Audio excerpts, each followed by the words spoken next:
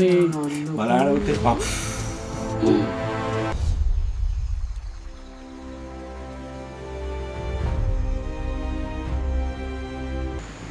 ඉතින් ඔයාලා දැක්කනේ දැන් අපි මේ කටකළුවව රෙස්කියු එක කරපු විදිය. ඉතින් ඒ අවස්ථාවේදී මෙයා පුළුවන් උපරිම ඇග්‍රෙසිව් වුණා. මොකද ඒකට හේතුව මෙයා ඒ වෙලාවේදී කරන්නේ එතනින් පලා යන්න. ඒ කියන්නේ ඉතින් එයාගේ ජීවිතය ආරක්ෂා කරගන්න තමයි එයා එතනදී සැරසෙන්නේ.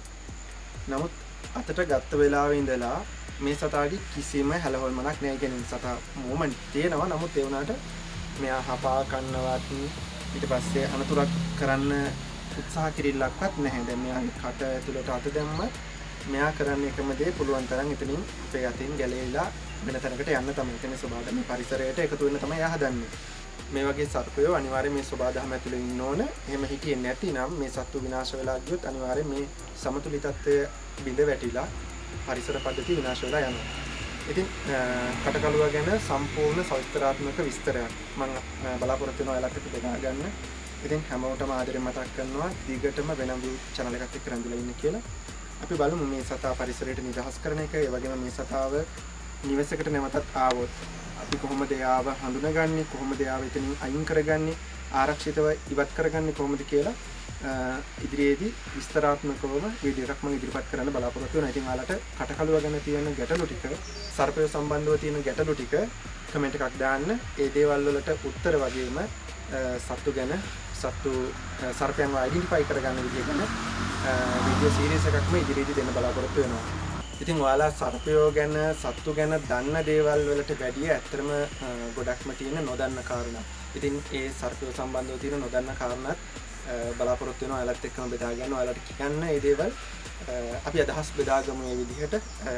කටකළුව ගැන සම්පූර්ණ වීඩියෝ එකක් මෙයාව තියාගෙනම කරන්න ඉදිරියේදී බලාපොරොත්තු වෙනවා. ඉතින් අපි බලමු මේ වීඩියෝ එකත් අපි හම්බෙමු ඉදිරියේදී. ඉතින් අද දවසේදී අපි මෙයාව නිවසකින් නිදහස් කරගත්ත. පාන්දර 3ට කෝල් එක ආවේ. ගෙදර අයිති එක්කන නිදාගෙන ඉන්නකොට එයාගේ කකුල උඩින් මෙයා ගිහිල්ලා. ඉතින් අසනීප තත්ත්වයක් නිසා, කොන්දේ අසනීප තත්ත්වයක් නිසා බිම තමයි නිදාගෙන ඉඳලා තියෙන්නේ. ඉතින් මේ කාලෙදී අපි තේරුම් ගන්න ඕන අනතුරු කියන දේවල් එන්නේ අපිට කියලා නෙවෙයි.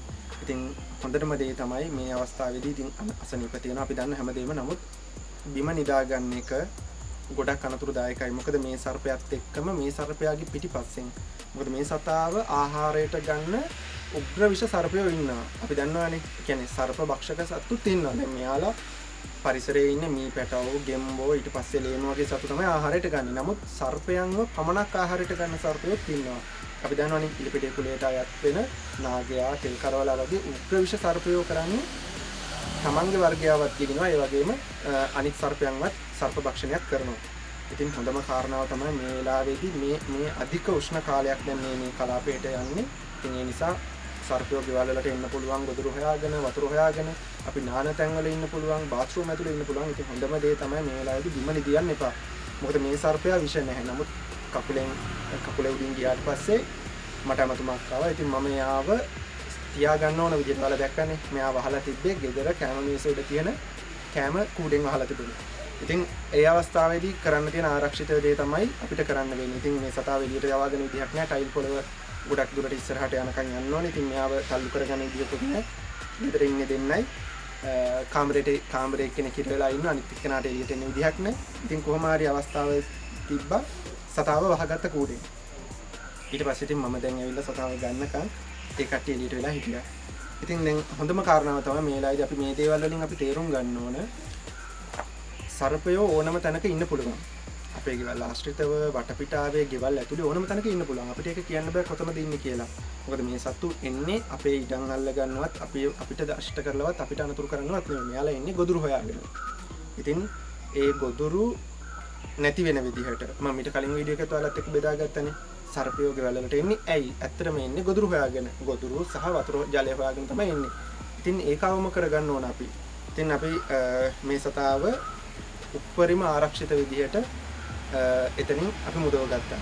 මේ සතාව මරන්නේ නැහැ. නමුත් ඒ අයට කරන්න දෙයක් නැති නිසා අපි එතනින් සතාව පරිස්සමෙන් අපි මුදව ගත්තා. ඉතින් කොහොම හරි දැන් තියෙන්නේ මේ සතාට ස්වභාවික පරිසරයට නිදහස් කරන්න. ඉතින් අපි ඒක ඉදිරියේදී කරනවා.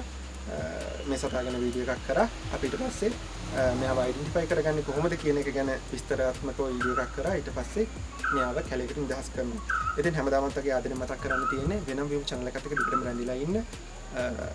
අපි ඉදිරියේදී වීඩියෝ එකකදී තවත් සර්පෙක් එක්ක හමු වෙමු. සුබ දවසක් හැමෝටම.